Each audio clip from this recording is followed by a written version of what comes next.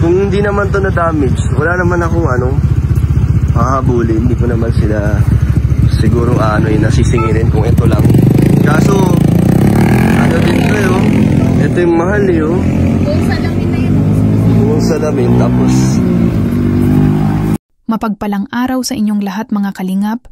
Nakakalungkot na balita ang mga sunod-sunod na pangyayari ng aksidente sa kalsada na kinasasangkutan ng mga miyembro ng Team Kalingap. Kahapon nga lamang sa video upload ni Kalingap Dan ay naantala ang kanilang biyahe kasama ang kanyang live-in partner na si Jenny Oco nung biglang may bumangga na motor sa likuran ng kanilang sasakyan. Makikita nga dito ang laki ng pinsala na sinapit sa bandang likuran ng kanyang Fortuner na ilang buwan pa lamang ito kay Kalingap Dan dahil isa ito sa mga naipundar niya sa tulong ng pagba-vlog at sa dating love team na Danjoy. Halina't ating panoorin kung ano nga ba ang tunay na nangyari.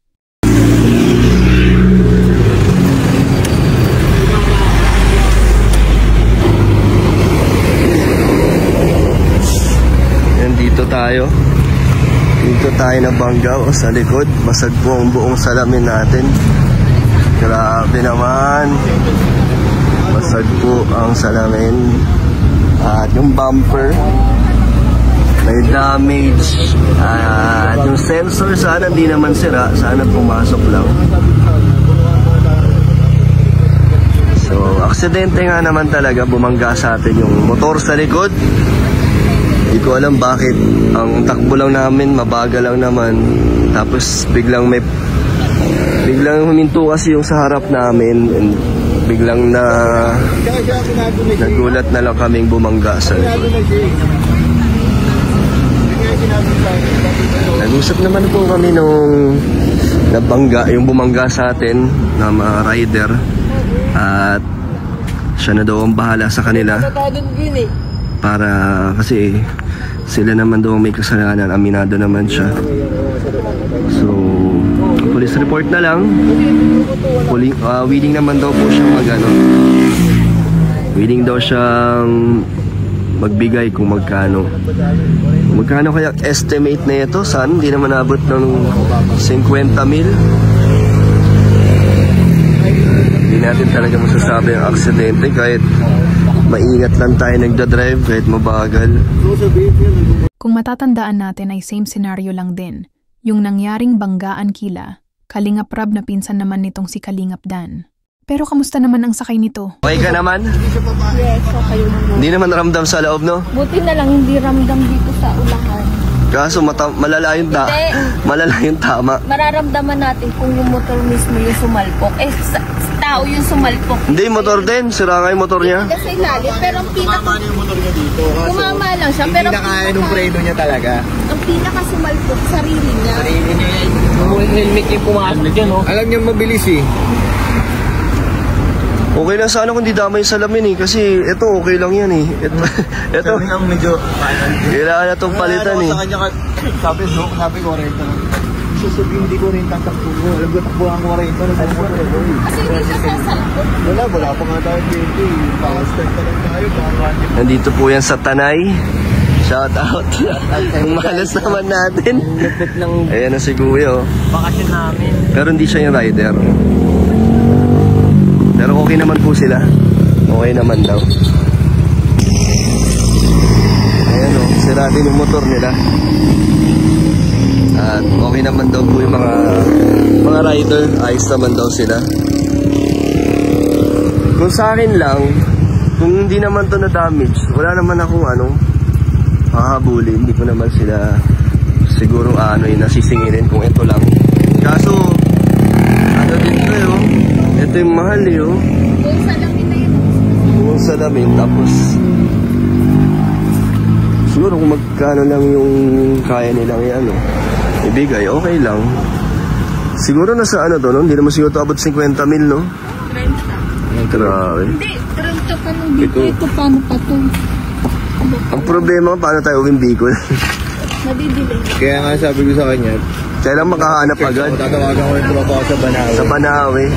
Ito siguro, Ay, sabi ko na lang doon. kahit di ko alam din sayang din kasi. Hindi, kung may pang naman,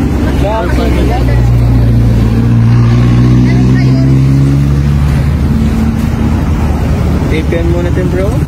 Ayon naman kay Kalingap Dan, ay hindi na naman niya sana sisingilin o hahabulin ang nakabangga sa kanila. Ngunit sa ating makikita nga, ay lubhang malaki ang pinsala ng salamin nito sa likuran at dapat na talagang palitan. Buti na lamang at walang nasaktan sa pangyayari ito. Tulad sa nangyari kay Kalingap Rab, na binangga din sila sa likuran ng kanilang kasamahan na si Dr. Love. So, ayun, sakit sa damdamin. Tapos, wala hindi natin alam ang mga posibleng mangyari talaga sa mga aksidente. Wala naman may gusto nun. So, ang kailangan na lang natin gawin ay tanggapin. At walang pulis. Malayo pa yata ang police station dito. So sila kuya, ano naman, mabait naman kausap, maayos. Sana tumupad siya sa sinabi niyang magbibigay siya ng ano, kung magkano yung kaya niya. Sabi ko kung magkano na yung kaya niya ibigay pag nagpa-estimate ako. Pag bumili ako sa salamin, kaya tiwala na lang. Sabi ko tiwala na lang kung magbibigay siya o hindi. Kung wala, edi wala na. Ano na lang. Kaso ang hirap nun, hindi kasi natin kasalanan. Tapos tayo yung malala yung ano. Malala rin naman yung nangyari sa motor niya, sira din talaga. Pero wala, aksidente.